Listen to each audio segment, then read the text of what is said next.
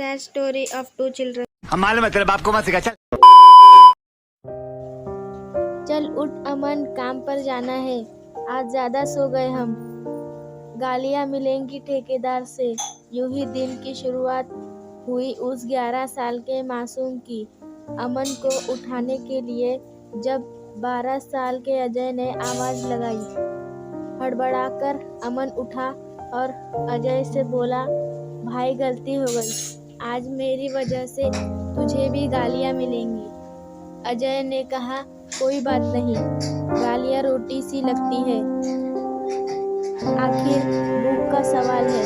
इतना कहकर दोनों फुटपाथ से उठे और पास के पियाऊ से पानी लाने के लिए पुरानी प्लास्टिक की बोतल लिए दौड़े दौड़े गए।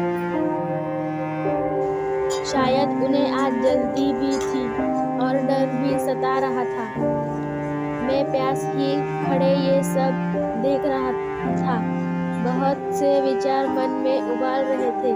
परिस्थिति, वर्तमान और भविष्य सवालों में खो सा गया था। खैर, मुझे भी ऑफिस जाना था और जहां वो दोनों सो रहे थे, मुझे भी वहीं से ऑटो लेना था। लेकिन आज मेरा कदम ऑफिस न जाकर इन दो मासूम चेहरे और मजबूर दिमाग को बारीकी से समझने की इजाज़त दे रहे थे।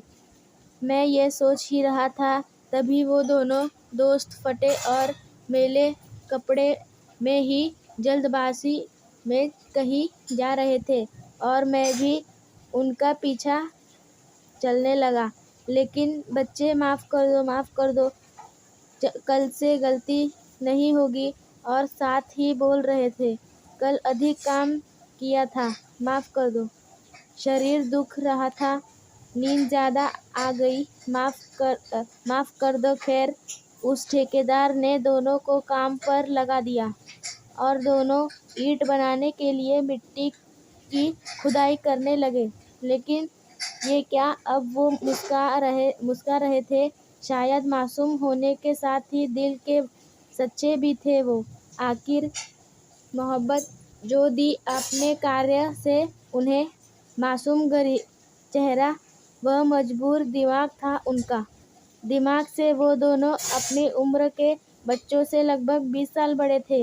न ही उन दोनों के बच्चों इच्छाएं थी, न ही बड़ों का रोब, मात्र मजबूरी की आंखों और भूख की लड़ाई ही उन दोनों की काया से नजर आ रही थी। खैर, आज मेरा भी पूरा दिन चुप चुप कर इन दोनों मित्रों की समझने में जा रहा है और लगभग इनकी जिंदगी को मैं करीब से समझ भी रहा था और सोच भी रहा था, कैसे उन दोनों को इस वर्तमान से निकल कर एक सम्मानजनक भविष्य की तरफ लेकर जाऊं। सोच में न जाने कब सुबह से शाम हो गई, पता ही नहीं चला। शाम के 7 बज गए थे और इन दोनों के जाने का समय भी हो गया था। आखिर आज भी ओवरटाइम का लगा कर ये मासूम चेहरे बेतहाशा। कंस्ट्रक्शन साइट से बाहर आते ही मैंने इन बच्चों से बात करती चाही, लेकिन इन दोनों ने मुझे नज़रअंदाज करते हुए पास के ढाबे पर जाकर रोटी और अचार खरीदने लगे और खाना खरीदकर शायद उसी फुटपाथ की ओर जा रहे थे जहां से ये सुबह आए थे। मैंने अब उनसे बात करने की कोशिश नहीं की और मैं भी अपने रास्ते चल दिया। आज मैं घर 1 घंटा लेट पहुंचा था और घर पहुंचते ही अपने कमरे में जाकर रोने लगा। शायद मैंने आज असली ज़िंदगी को देखा था, बेबसी को पास से समझा था, भूख को तड़पते देखा था, बचपन को मिटते देखा था, गरीबी को रोते देखा था और ना जाने कितना दर्द देखा था। आज मैं जीवन का समझ गया था।